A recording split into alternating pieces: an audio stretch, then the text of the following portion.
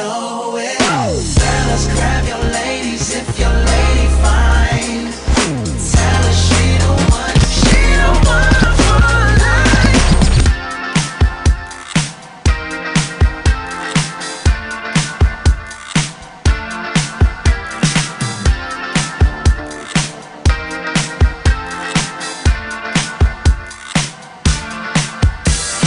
Mirror, mirror on the wall, don't say it 'cause I know I'm cute. Oh, baby. Louis down to my drawers, LV all on my shoes. Oh, baby. I be dripping so much sauce, got a bit looking like Grey Goose. Oh, baby. Lit up like a crystal ball, that's cool, baby, so is you, that's how I roll. If I'm shining, everybody gonna shine. Yeah, I'm gold. I was born like this, don't even gotta try. Now you know. I like shot a nigga better over time. Now you know. They just say I'm not the baddest.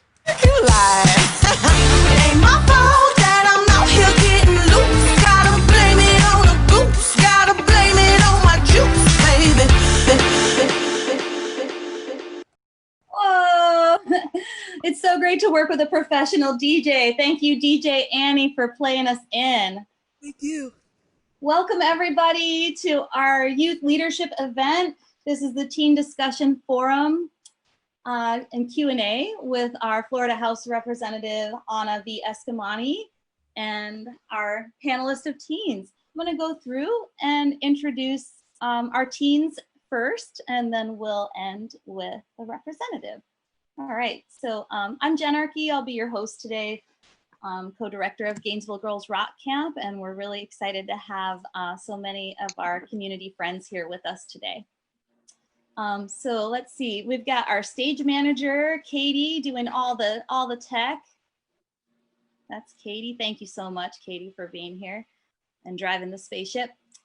We have youth leader and amazing person, DJ Annie Red. She's gonna be here with us. Hey, Annie.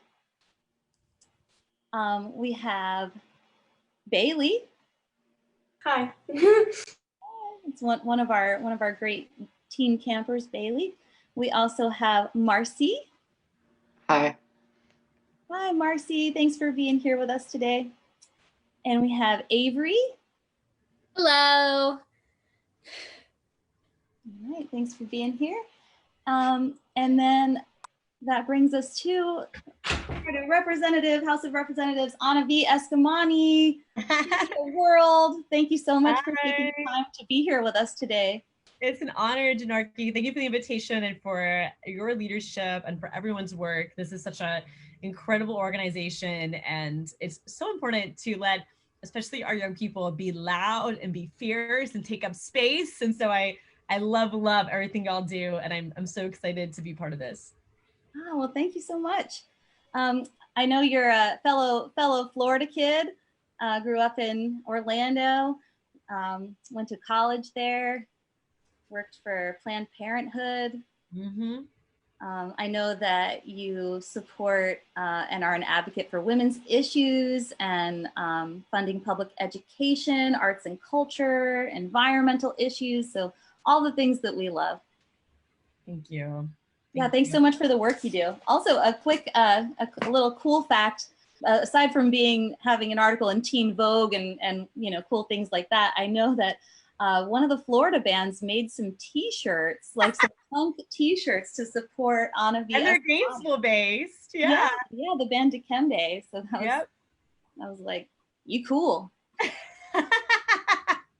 We're super lucky to have a village around us. And I also, one fun fact is I have a twin sister as well. And she is very engaged in the Orlando music scene. She does freelance writing for our weekly, our Orlando Weekly in the music section. And she's big into punk music especially. So I'm lucky to have a resident expert in my house with my twin sister as well.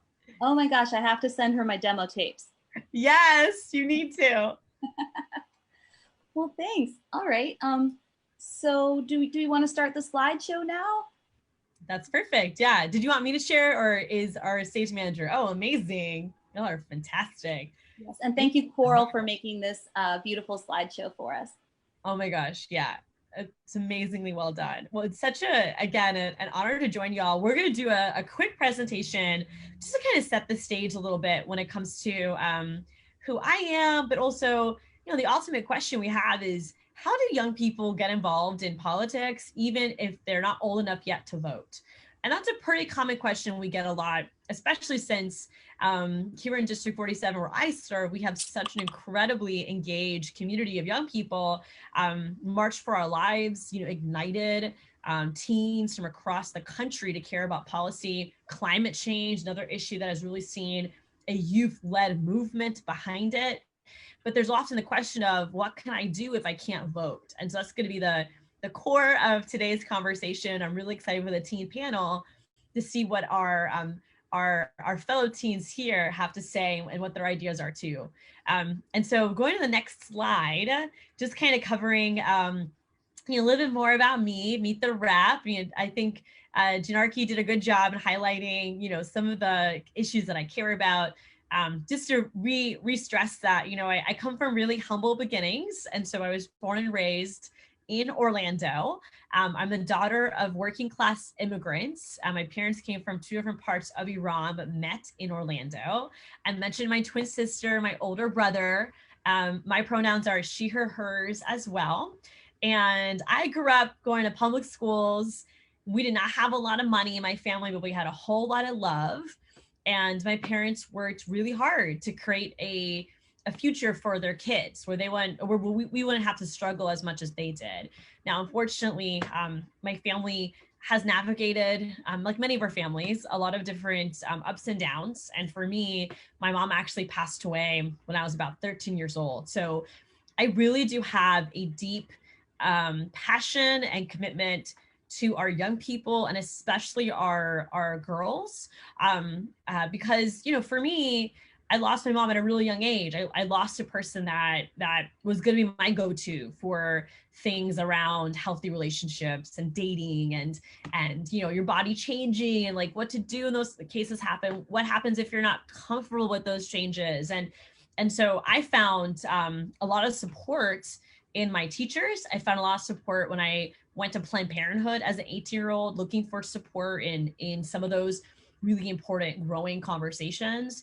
And I want to make sure that every young person in this state, can have that access and can live a healthy and happy life, and that we can do our best to support things like healthcare access so that no parent has to lose their life, that they have clear access to preventative healthcare, and can watch their children grow up. So these issues are really personal to me. And as mentioned in my bio too, I went to UCF. I have 2 BAs, 2 masters. I'm getting my PhD right now. So I'm definitely a bit of a nerd, and do my best to set a new standard for what it means to be a public servant, what it means to be a politician. I think that unfortunately, especially for young people, there's been a sense of, why vote? Like nothing that I care about is being addressed, or that one vote isn't going to make a difference. And I think it's really important that we elect people that care about the issues that young folks face, and also help empower young people and people of all ages to realize how important their vote really is.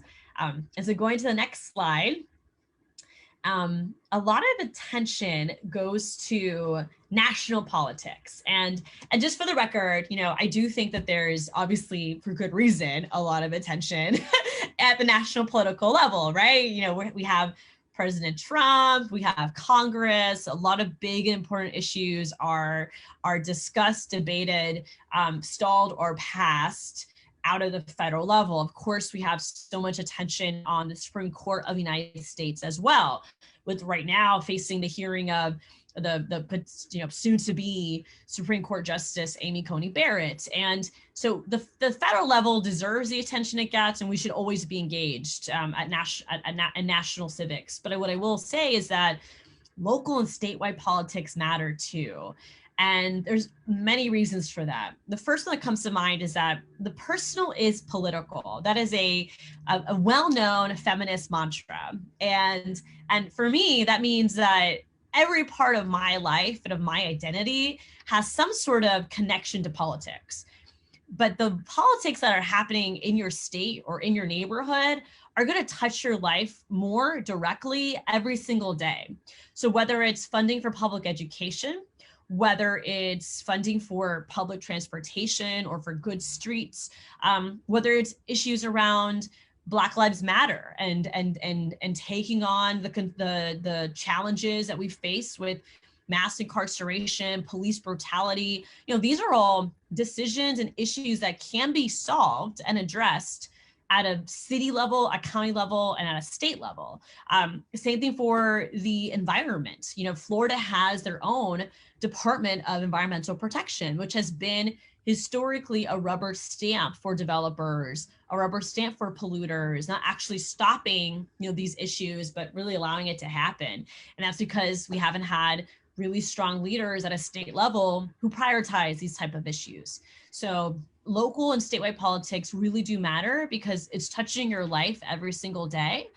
And I also add that you as a young person, or you as a citizen, or you as even as an immigrant, even if you don't have voting ability, you do have the ability to contact local politicians a lot easier than federal. And so these are the folks that you should see them in the grocery store. You should see them, going to church or going to the temple. Like, these are folks that are, in your neighborhood. And so being able to follow them on social media, build a relationship with them, it's even easier to do that at a local level than at a congressional level. And chances are that local city official or county official or state rep will eventually run for something else. And so you could be maintaining a relationship with someone that will run for Congress one day, which means if there's issues you're really passionate about, you're going to have an outlet to do something about it, right? And of course, just to add another plug, is that all politics are local. And so when you volunteer on like a local campaign or issue you care about, you're building skills that can help you one day if you want to run for office, or it can help you with your public speaking skills or your organizing skills, fundraising skills. So when you get involved with larger races, sometimes those more niche opportunities don't become available because there is such a big operation, they don't get to see all the moving pieces. But at local level, you do get to engage in more parts of the campaign, which is fun and important to learn from. So those are just a few reasons why local and statewide politics matter. If we go to the next slide, we'll highlight, just a few elements of our track record, but this is how it connects to local issues. So I won't read this verbatim because I know Janarki kind of watches through some of this already, but if you care about the environment, if you care about public schools and teacher funding, LGBTQ people and collective rights around equality, arts and culture funding, affordable housing, wage increases, these are all issues that we have fought unapologetically for, alongside healthcare access, Medicaid expansion. But if you care about these issues, then you should care about local politics, because all of it happens in Tallahassee, in the state legislature. And for those that are in Gainesville, y'all are a lot closer to Tallahassee than I am, right? I'm 4 hours away, you're 2 hours away. We don't know what COVID-19 is how it's gonna impact the next legislative session, but just for context, we have what's called a part-time legislature in Florida, which means as your state lawmaker, we're only in Tallahassee for about 3 months of the year.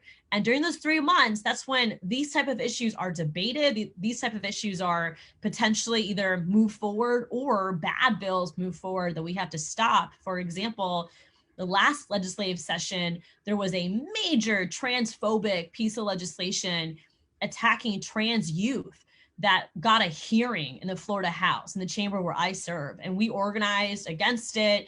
Equality Florida was there in full force.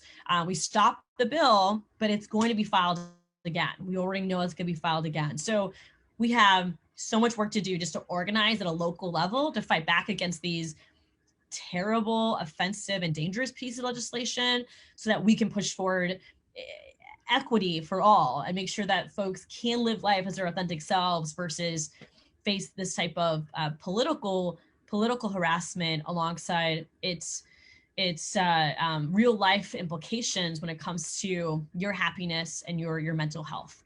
And so going to the next slide, which I think is the last slide before we open it up for our for our team panel.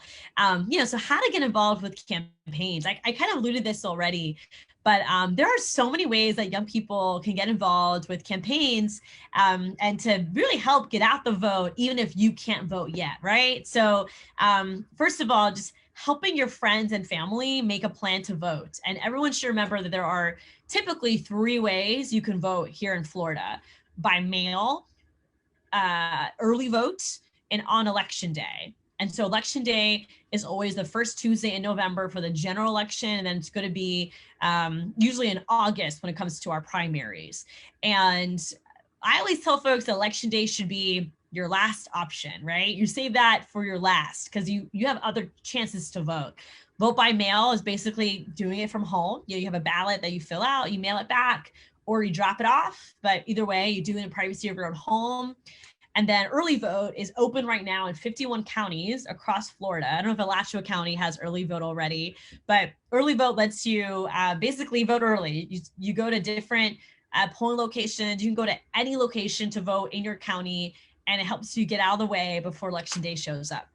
You can make calls to voters to make sure that they're reminded to vote and they're going to actually get a plan to vote and go out to vote.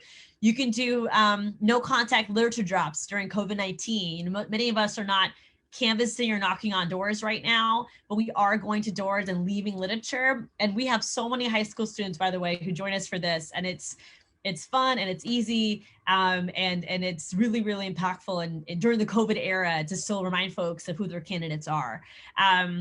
I also really encourage folks to follow their elected officials on social media.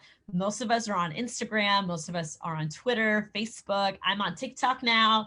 And so you definitely want to follow folks, on these social media platforms and hold them accountable or share with them, things that you care about or ask questions, but we want you should be connected to your elected officials on multiple platforms that you know exactly what they're up to. Write to your representatives, make phone calls. And I mentioned already, coming to Tallahassee when we're in legislative session and pushing for issues that you care about. There are so many nonprofits that you can join, whether it's Equality Florida, Planned Parenthood, organizations that prioritize Black Lives Matter. You can find organizations that reflect the issues that you care about who already go to Tallahassee, and you can go with them and participate in some of their grassroots lobbying efforts. And then finally, thinking about how do you organize in your community. And then for many of you, it'll be your school, right? And there could be an issue at your school that you care about. My first petition drive, I was 10 years old and I was collecting petitions because my best friend at the time was being moved to a different class, thus a different lunch period. And I wanted to still have lunch with her. So all politics is local, and there's definitely issues even on your school that might be really important to you that you can start a petition around and look at decision makers, influence them to do something about the issue that you're focused on. And so, yeah, with that said, I think we're going to transition into our team panel next, but that just kind of laid the groundwork a little bit for folks, and I'm looking forward to the rest of the conversation. Yeah, thank you for sharing just that little slice of all the cool things you do. I have a packet of cool things that you do and fight for, and much appreciated. So who wants to go first? Who has a question? Just throw your hand up. Okay, watch, I'll start. I know I'm like really old, but I'll start. What politicians are making the racist, transphobic legislation, and where do they do their grocery shopping? Oh my God, I love it. I love it. I mean, so like real talk, right? A lot of the lawmakers for transphobic and racist legislation are also the ones that push back against the ones that would make progress. For example, the Competitive Workforce Act, or CWA for short, is legislation that would ban discrimination in Florida for identifying as LGBTQ+. So it's legislation that would ban discrimination based on sexual orientation and gender identity. This is legislation that we have filed for over 10 years now. At this point, I think over 12 years at least. and it has only had one hearing in the Florida Senate. This is not a controversial bill. It has Republican and Democrats who co-sponsor it, but leadership have completely ignored the issue. And instead, as I mentioned earlier, they gave a hearing to a transphobic piece of legislation versus, give movement to these bills that, again, it's nothing different than what we already know. Like, people should not be discriminated against for who they love or for their gender identity. And yet we still can't get moving on it. So unfortunately, a lot of these folks, they intentionally ignore the issue, or they make it worse by spreading misinformation. And we saw that happen during what was a bill that Representative Anthony Sambatini filed. He represents a district in Lake County that would have banned any type of transitional support for young people who identify as trans or gender nonconforming. And so, the speakers that he brought were basically, pseudo scientists, right? So we really are up against a great deal of misinformation. But what gives me hope is that those voices are usually not the mainstream from the Republican caucus. Most Republican colleagues that I have either don't want to talk about it, right? Or they do support, at the very least, things like marriage equality. My concern always is that trans people seem to be a group of folks that my colleagues target, or they try to exclude. So if we include trans protections in something, that's the element that a Republican wants to remove from the bill. And so we have to stand firm in not leaving anyone behind and not allowing our opposition to divide us, which is why I am unapologetic, firm on ensuring that we don't exclude a group that's marginalized, that we make sure we fight together and we stay together. Anna. Thank you so much. Avery, you have a question? Well, I was going to ask if these gender laws apply to non-binary people on top of trans people, but you kind of already answered the question. You're absolutely right, though. They do. They are designed to be applied to both. And honestly, Avery, I think what's frustrating is that a lot of my colleagues they don't understand. Like, they've never taken the chance to talk about these issues with someone who is directly impacted.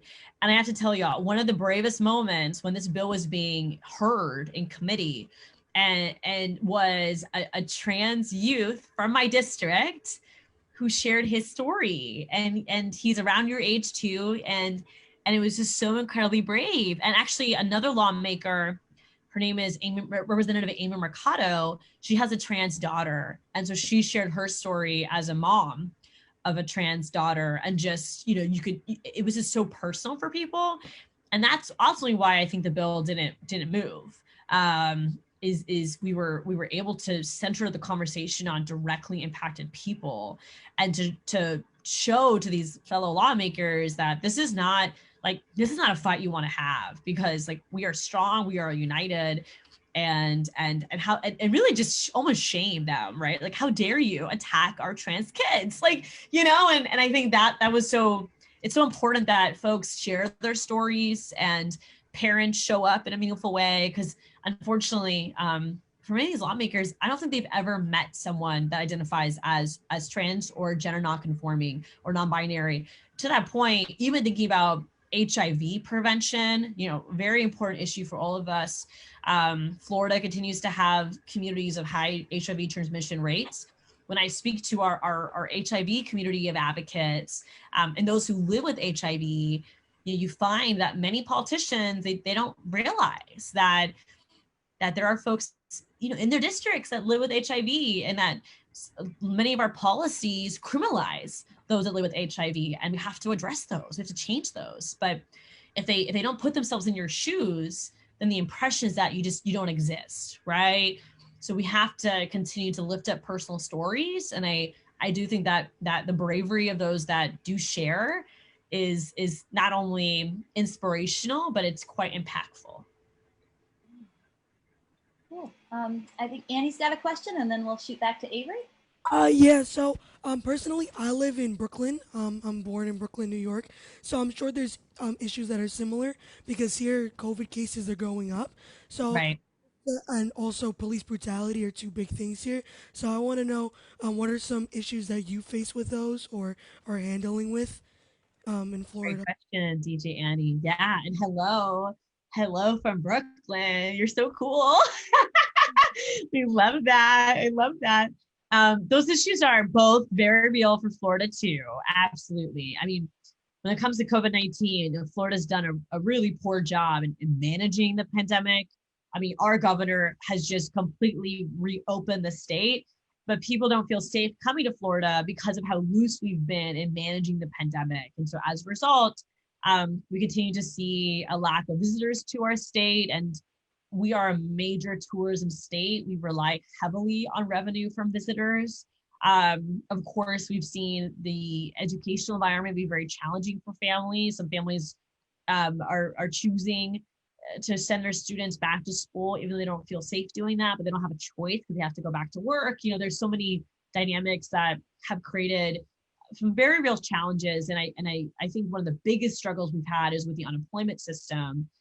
Florida has had a disaster in providing unemployment compensation. My office, as a legislative office, we've provided support to over 30,000 claimants, and claimants are individual people with their unemployment. And that continues to be an issue of a lot of stress. You know, now we're trying to help folks find jobs again, but the jobs available are slim and very, very low wages. You know, Florida has a minimum wage of $8.56 an hour, which equates to about $1,400 a month, which it's really difficult to survive on. One apartment in Florida, the average one bedroom apartment, to give you perspective, is about $1,100. So if you're only making $1,400 a month, you only have $300 left for other bills, and that's obviously not enough. So there is an effort right now on the ballot in November to increase Florida's minimum wage, which is really exciting, and it's a gradual increase, but something that a lot of folks are supporting. On the issue of police brutality, Florida has, again, a lot of work to do. You know, we have 96,000 people who are incarcerated in our state. That means there's 96,000 people who are in some sort of prison system within the state. We have, I think, the third largest prison population in the country. And when you compare it to our population, it's abnormally large, with a oversampling of people of color, and over a huge majority are men. So 90% of that population identify as men. So we have completely incarcerated folks that oftentimes it's nonviolent offenses like drug addiction and things like that have led them to a criminal act that brought them to prison. And our rehabilitation programs are very, very weak. So a lot of folks, when they do leave, they end up coming back. And of course, this is also a result of over policing communities of color and criminalizing poverty. We still haven't decriminalized cannabis, for example, too. We haven't done anything retroactive. So we have some folks in prison over a cannabis charge. And even though we don't do the same type of arrests today in Florida, they're still serving their time for something like possession of cannabis. So we have a lot of work to do in just modernizing the criminal legal system in Florida and supporting families to stay united through interventions versus incarceration. And actually in Gainesville, near Gainesville, in Ocala, is the state's largest women's prison. And it's one of the largest women's prisons in the country. And I have visited prisons in Florida. I can visit prisons unannounced. So I've done about 3 of those so far. And it's really heart-wrenching knowing that for so many folks, they've served their time, and yet they still are not given an opportunity to be successful. They don't have their rights restored. It's hard to find a job when they get out. There's no housing when they get out. So we have a lot of work to do in just decarceration, but also looking at how do we destigmatize the experience for folks once they serve their time and come back to everyday experiences. So a lot of work to do for sure. Thank you. You're welcome. Who else has a question? Anything about public schools, teachers? Avery, you have another? Oh, and Marcy. Marcy's after Avery. So I was about to bring up the school to prison pipeline. Like how are you handling, I guess, how are you handling like the public school system? Because I know that poor people are that lower income people, while they are going to school, they're not getting as good as like teachers or as, I don't know. Right. No, it's a great question. So school to prison pipeline is something that we take really seriously, which is why in the last legislative session for 2020, and legislative session, just for y'all to know, went from January 2020 to March 2020 this year. We filed legislation to set a limit on arresting children. For example, right now in Florida, there is no legal limit of arresting children, and police are given the jurisdiction to decide when a child should be arrested or not. And we had a 6-year-old Black girl here in Orlando that was arrested at Orlando Charter School for basically being a kid. She was arrested at 6. Sorry. Yeah, I know, it's shocking. It's shocking. She was basically being a kid. She has sleep apnea. She has trouble sleeping. She was being grouchy. I think she hit a teacher, but she was 6 years old, and you're going to put a 6-year-old in handcuffs. And that's exactly what happened to this 6-year-old girl. And the entire country was outraged. Like, this got national attention. And so her name is Kaya Roll. So we filed legislation to set a limit on arresting children, saying that you can't arrest a child under 12 years old unless it's these circumstances. Of course, if there's a situation of a murder accusation, right, like that's different, or a sex crime, that's different. But for a kid being a kid, arresting them should not be the option one, right? And so we filed this bill alongside Senator Randolph Bracey, who's also serving in Orlando with me, and fought really hard for it. Unfortunately, though we had a version of the bill amended to another bill, it died literally the last hour of session. So we're going to file it again and bring it back. But I think this issue not only requires changes to the criminal law, which is what we're doing, but also an investment in mental health resources over policing our schools.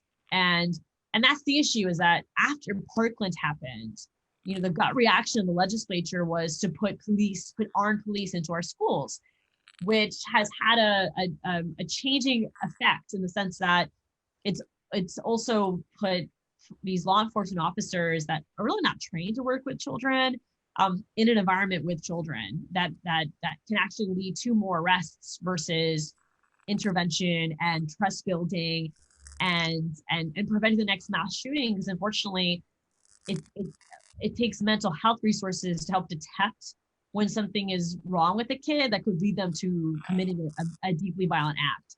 It's a combination of all the above, right? I think that you need to have some sort of security, of course, but you also don't want to invest heavily in just security that you ignore the importance of prevention through mental health. So it's and also the concerns about children being able to access guns at home, because that's the other issue too, is that any kid who has a gun, it's usually because the guardian isn't locking the firearm.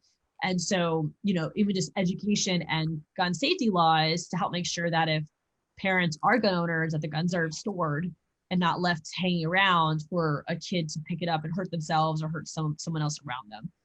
So a lot of layers here. There are amazing solutions to pursue, but unfortunately, the legislature has not been proactive in addressing it. So there is a lot of efforts at a local level with school boards. And I do encourage folks that this is something you care about. Consider looking at your school board and your public school budget at a county level. We're having that conversation in Orange County, where I am now, because the Orange County School Department district actually increased the SRO budget. And there were a lot of concerns about that, because folks were saying we should have put more money towards SROs right now. especially since we have less kids on campus. We should be looking at mental health instead. So those are conversations happening at a community level. And I definitely encourage you to check and see what your county is already discussing. Thank you. Wow. So well informed and smart, and just everything you think a leader should be, not so much the man on TV. I don't know. Marcy, do you have a question? Yes. As a woman who doesn't technically exist, I was bullied a lot in school while I was in school, and that's why I'm currently homeschooled. So my question is, how do we both increase protection for LGBT kids in the school system and further educate people so there's less stigma and less reason for bullying and for kids to have those sort of stigmas? That's a great question, Marcy. And I first just want to say that I'm sorry you experienced that in your school. No one should have to experience that, and you are very brave to be yourself. And I know with programs like this, it's helping to change the culture. And I think that's a part of it, right? Is unfortunately we have to go beyond tolerance towards acceptance and towards embracement, if anything. And we've seen a transition over the last 10 years of school districts welcoming GSAs, gay straight alliances, implementing protections, LGBTQ plus protections for faculty and students.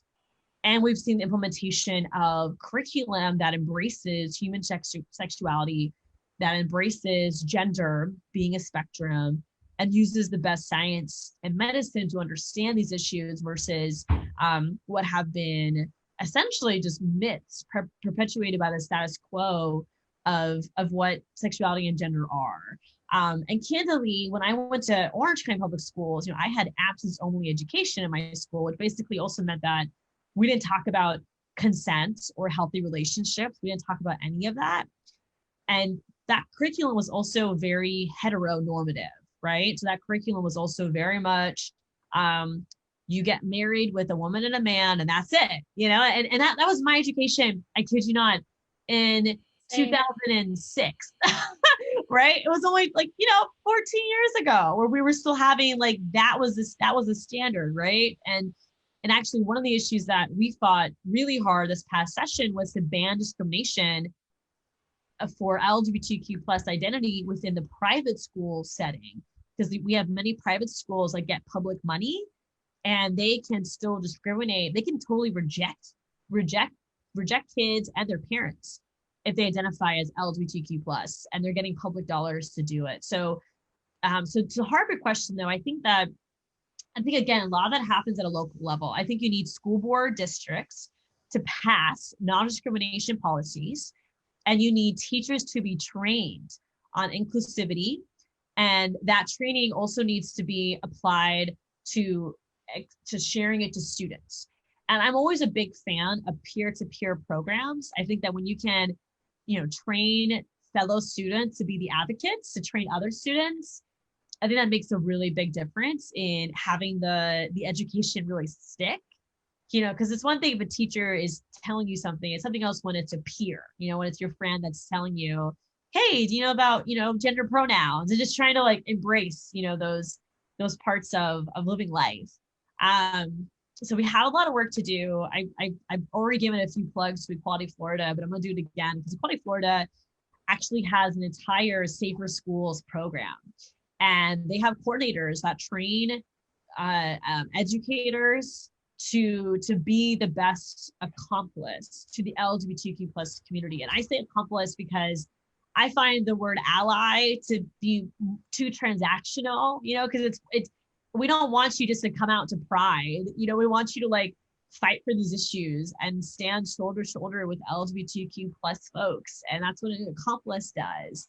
And so Equality Florida does an amazing job in training folks to do that. And candidly, I think there's also their parents can become one of the most passionate advocates, because once they experience the bullying their kids going through for being themselves, right? Parents either become very supportive or don't, right? And hopefully more and more parents are being supportive than the latter. But like I said earlier, parents coming to Tallahassee, parents talking to school board members, parents become really great cheerleaders. There are organizations like PFLAG and others that help to demonstrate that, it's okay to be yourself, and you have every right to be treated with respect and dignity and love. And we got to make that the norm. But it has to be a school district approach. I would love to see statewide policy on it, but I think it's be a lot faster to work locally than expect the state to step up. Because like I said, the state can't even move on basic issues impacting adults, let alone children. So another example I'll give too is the foster care system, right? So we know that LGBTQ plus kids are overrepresented in the foster care system, and we still don't have a foster bill of rights to ensure that foster kids have their basic needs met. And it would include trans inclusivity to make sure that foster kids are treated with respect. They can express themselves as their gender, and we still don't even have those protections in law. So a lot of work to do for sure. Thank you. Thanks for that question too. Bailey, do you have a question? Yes. So for laws, how do we support laws that are going to benefit minority groups like the LGBT community without, like, when we're still too young to actually vote on them? How can we support those laws and make sure that they possibly go through? Yeah, that's fantastic. So my first thought is get to know your local elected officials, right? And it is campaign season. And so we actually have some really important races in Gainesville right now. There's a really exciting flip opportunity in Gainesville to elect folks that are pro on these issues. And so my first reaction is get involved. Look at the local campaigns happening around you. You can do phone banking, text banking. You can help share things on social media. So try to get involved in having these pro LGBTQ plus candidates win. That's like my first reaction. After the election season's over, you want to get to know your state elected officials, because bills are going to start getting filed for the 2021 session. And we don't start session until March of 2021. However, we will have committee meetings before.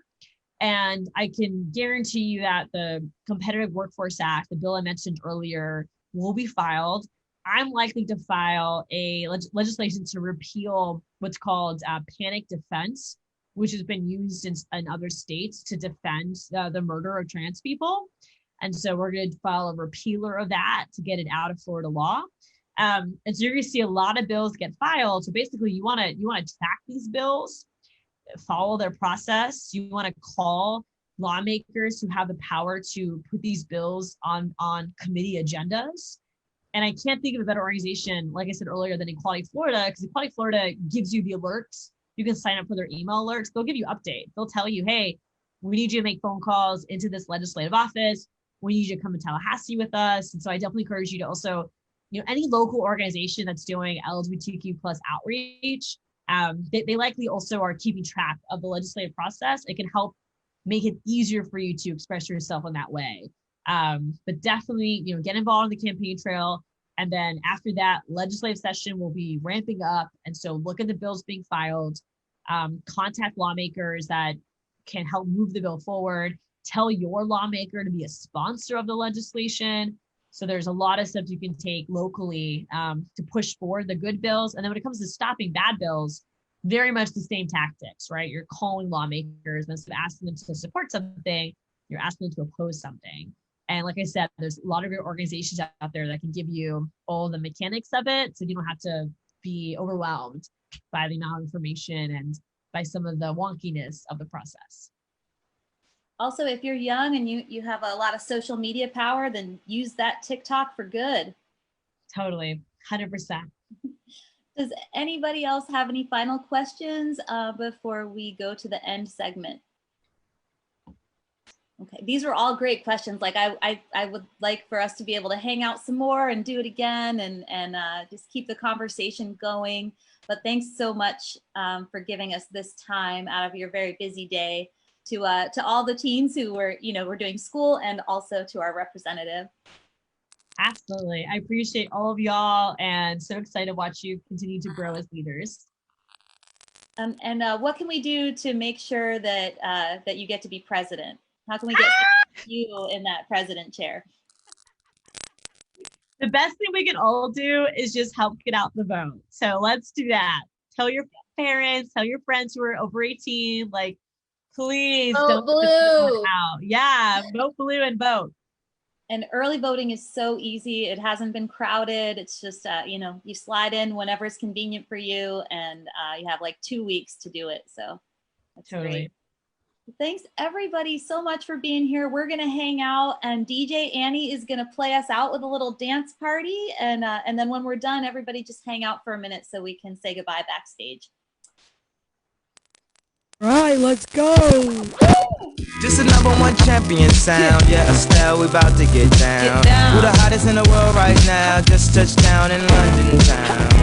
Bet they give me a pound. Gonna put the money in my hand right now. Got a promoter, we need more seats. We just sold out all the floor seats. Take me on a trip. DJ Annie Red. Someday. Take me to New York. I'd love to see LA. I really want to come pick you with you. You'll be my American boy. He said, hey sister, it's really, really nice to meet ya. I just met this private at my side. Like the way he's speaking, his confidence is peaking. Don't like his baggy jeans, but I like what's underneath it. And no, I ain't been to MIA.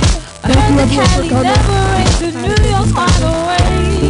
First let's see the West End, I'll show you to my brethren. I'm liking this American boy, American boy. Take me on a trip, I'd like to go someday. Take me to New York, I'd love to see LA. I really want to come pick you with you. You'll be my American boy, American boy.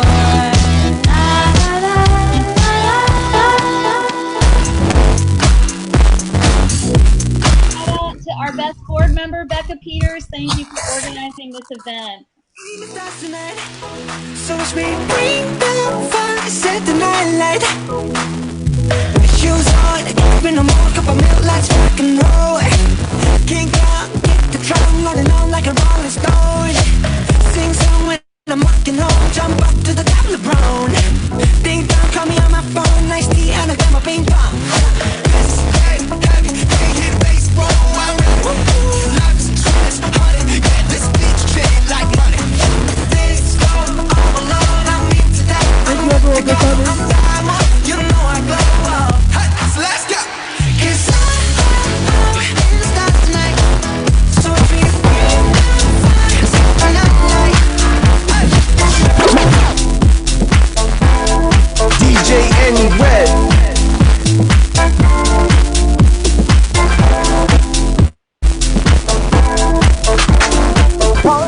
That's all it takes. Falling in love with me. Possibilities, and it's like all you need.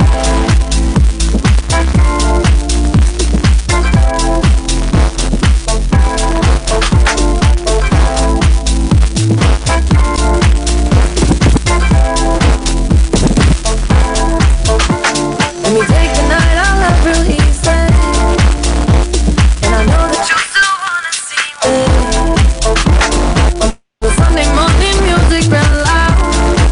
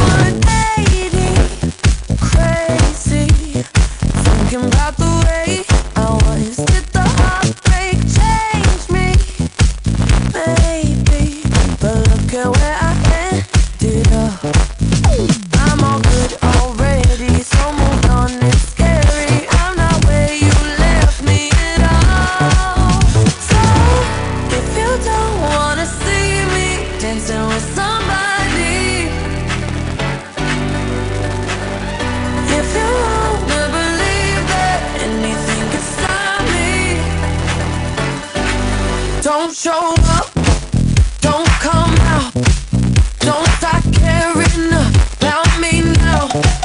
Walk away, you know how. Don't start caring about me now. Aren't you the guy who tried to hurt me with the word goodbye? Though it took some time to survive you, I'm better on the other side. I'm all good already, so move on, it's scary. I'm not where you left me at all. So if you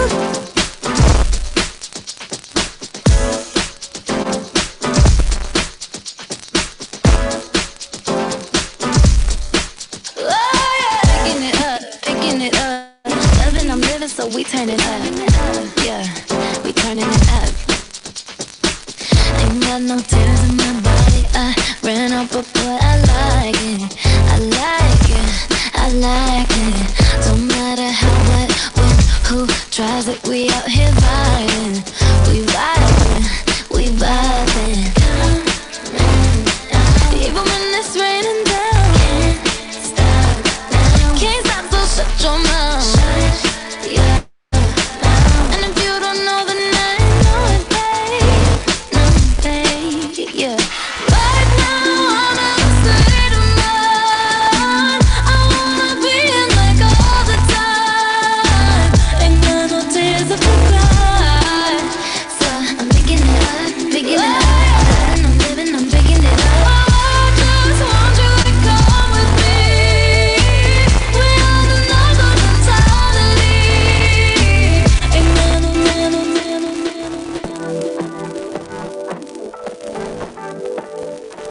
All right. Oh man, that was sick. Thanks, DJ Annie, for joining us. Oh, well, thank you everyone for having me. Yeah, thanks everybody for being here. Thank you, Becca Peters, our board member who came up with this great idea and follows Anna on social media. And now we all do. Thanks to all the teens for being here. We're gonna go ahead and say goodbye and cut the feed and then hang out here for the backstage after party, kids.